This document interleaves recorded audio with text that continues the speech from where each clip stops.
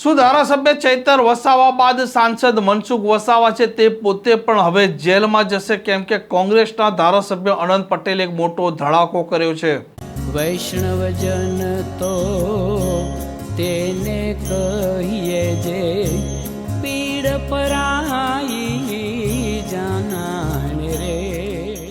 નમસ્કાર, આપ જોઈ રહ્યા છો નવજીવન ન્યૂઝ અને હું છું આપની સાથે તોફિક ગાંચી. જે પ્રકારે નર્મદા છે તેમાં આમ આદમી પાર્ટી હવે તૂટશે તેવી ચર્ચાઓ એટલે ઉઠવા પામી છે કે ચૈતર વસાવા સહિત 9 લોકો છે તેમને નર્મદાની સેશન કોર્ટે 7 વર્ષની સજા ફટકારી છે. તે હવે વડોદરાની સેન્ટ્રલ જેલમાં પણ પહોંચી ચૂક્યા છે અને ધારાસભ્ય ચૈતર વસાવા 90-888 નંબરના કેદી નંબરથી તે હવે ઓળખાશે. અને જે પ્રકારે નર્મદાનું આંતરિક રાજકારણ હતું, ચૈતર વસાવાને સજા પડી, ભાજપ પર નેતાઓ આરોપ લગાવી રહ્યા છે, તેમાં હવે એન્ટ્રી થઈ છે કોંગ્રેસના નેતા અને આદિવાસી પણ દિગ્ગજ નેતા અનંત પટેલની. અને તેમણે મનસુખ વસાવાને લઈને શું કહ્યું છે તેમને પણ સાંભળો.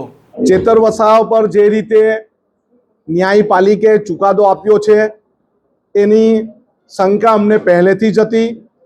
આ સરકારના વિરોધમાં કોઈ પણ બોલે, કોઈ પણ આંદોલન કરે અથવા એના વિરોધમાં અવાજ ઉઠાવે એટલે એને કોઈ પણ રીતે સંડોવવાનો, એને કોઈ પણ રીતે ભેરવવાનો એ આદિવાસી સમાજ પરનો અત્યાચાર છે અને એ ભાજપની સરકાર હર હંમેશા કરી આવી છે.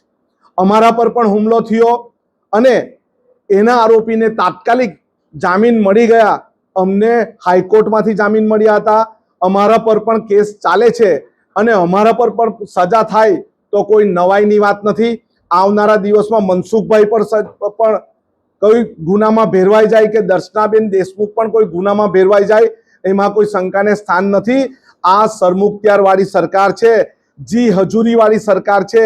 આના વિરોધમાં કોઈ આંદોલન કરે અથવા કોઈ આદિવાસી સમાજના કોઈ ગરીબ લોકોને વનકર્મી દ્વારા રંજાડવામાં આવે પણ જો કોઈ ધારાસભ્ય અવાજ ઉઠાવે તો એના પર ગુનો દાખલ થાય. એને ગ્લાસ માર્યો કે નહીં માર્યો એ પછીની વાત છે. મારું માથું ફોડી નાખવામાં આવ્યું, મને પાંસળી મારી ભાંગી નાખવામાં આવી, છતાં પણ એના પર 302 નો ગુનો દાખલ કરવામાં ન આવ્યો અને મારા પર જ 3 જેટલા ગુના લગાવવામાં આવ્યા. એટલે આ ચેતરભાઈની સાથે સમગ્ર આદિવાસી સમાજ છે, અમે એમની સાથે રહીશું.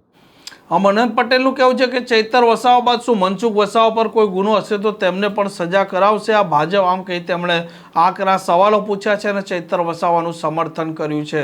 આ પ્રકારના સમાચાર માટે નવજીવન ન્યૂઝ ચેનલ સાથે જોડાયેલા રહો. નમસ્કાર.